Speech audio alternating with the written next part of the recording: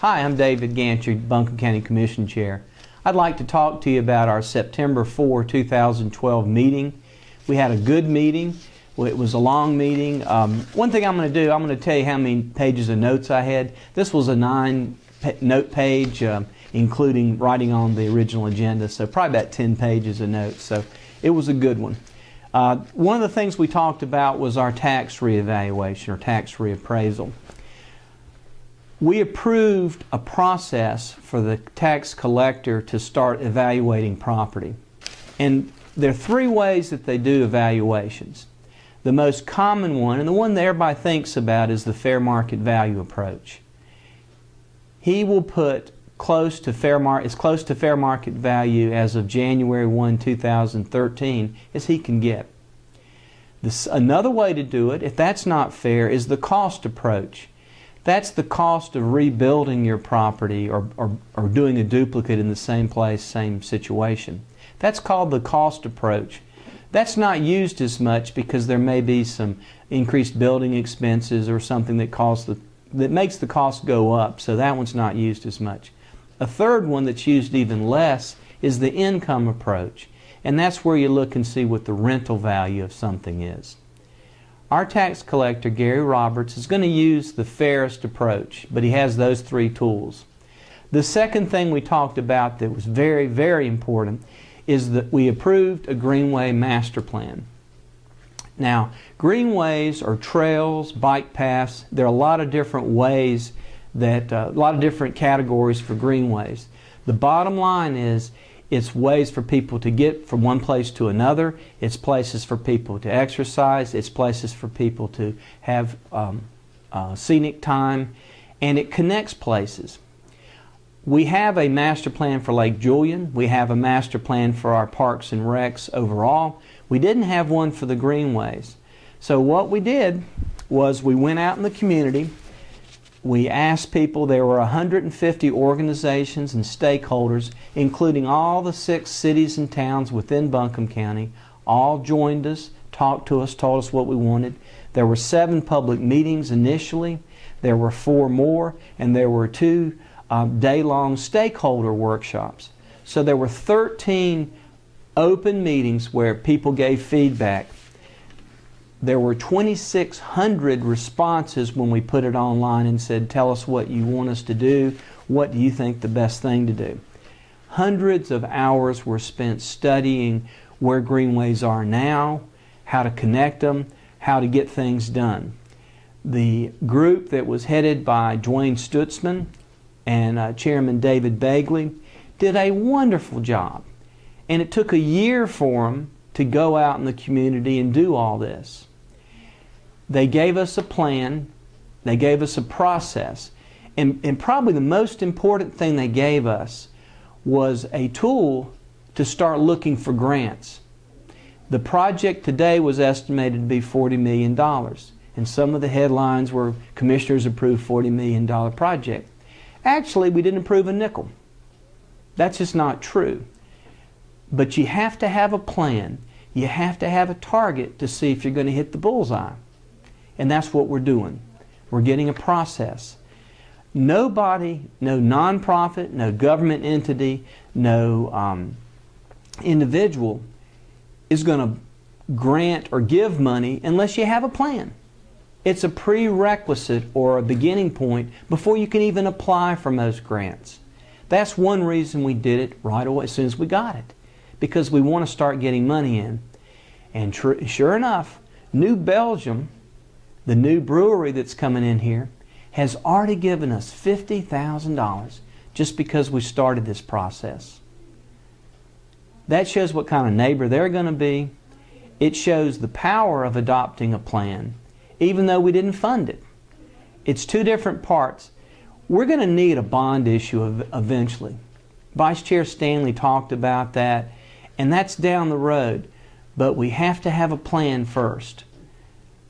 I have been out in the communities. I've talked to folks about this. The people of Buncombe County want to have greenways. Now, the one change we did to the plan, and a very important change when we adopted it, we very publicly took eminent domain off the table for ever taking anybody's property. Eminent domain is when government comes in and condemns your property, and then you get a jury trial to see what it's worth. We're not going to do that. We're never going to do that in Buncombe County. I would never vote to do that, because you have your property rights, and we respect that. Over time, just like conservation easements, I think this will become a small deal to a lot of people, but we're not going to jam it down your throat. You have to voluntarily give greenways, and if you look at these maps that are out there and you say, well, this goes over my property, they're not going to take my property, you're right, we're not. But there are plenty of places where the property owners want to work with us on greenways, and we're going to be talking to them first, of course. But we're never going to use eminent domain. That was real clear from the beginning. That was a very good amendment, and we're not going to go there. So those are the two bigger items we did. One other order of business we had on our September 4, 2012 meeting was to refinance our debt. Refinance is an important part of what we do, because we've done a lot of building. We've built a new courthouse. We fixed up libraries. We're building a safety tower. We are basically doing a lot for law enforcement. So we have a lot of debt.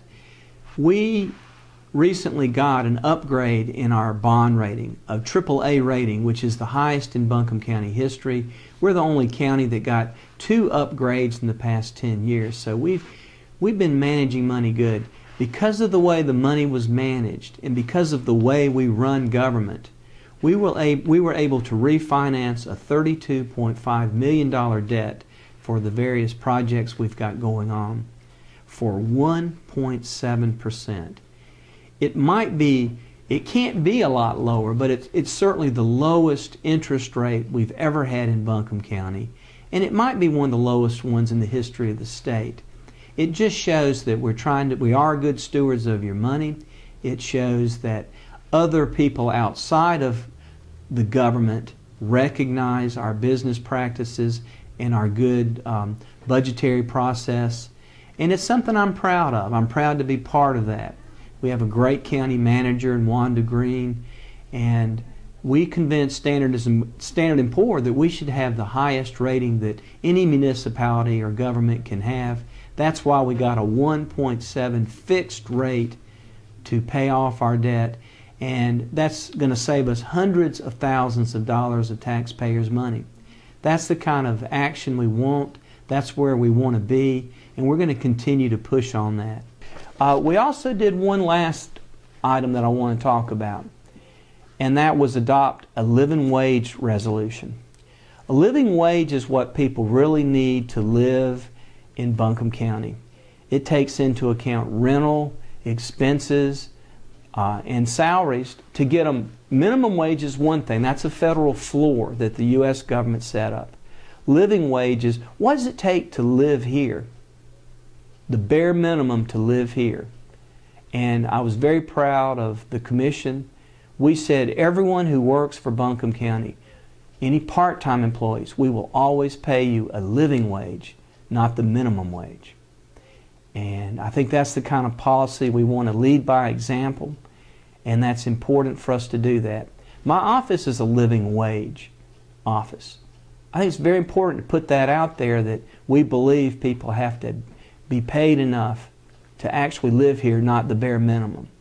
So those are the items that we did of note. One other thing we did that I will briefly touch on, that may have been one of the more significant parts of it, was we combined the boards of the Social Services and Health Department. Now, that may not sound like a big deal, but it's groundbreaking in North Carolina. We had to have the General Assembly give us specific permission to do this a couple years ago. It's an effort to streamline government, because if you have financial needs and you have to go to social services or need to go to social services, you probably have health needs too. And we've put them in one place. We're going to integrate them so when you walk in there, you can have one-stop shopping for what you need instead of bouncing around all over town. It's another way that we're going to save money, because we're going to have computers that talk to each other. We're going to have workers that are cross-trained to do both social service and health department work. And I think it's going to be a lot better. It's in the old Sears building on Cox Avenue. And I think you're going to like it. It seems to be very streamlined, and it took a lot of work, but we put those boards together. We've already integrated the actual workers there. And I believe that's the way government should go. It should save us money. It should make us more efficient. And most important of all, it'll be faster service for people who need it. And that's what we're all about. So those are the things we did on September 4. I hope you'll call me if you have any questions about anything. And thank you for the honor of being your County Commission Chair. I'm David Gantt.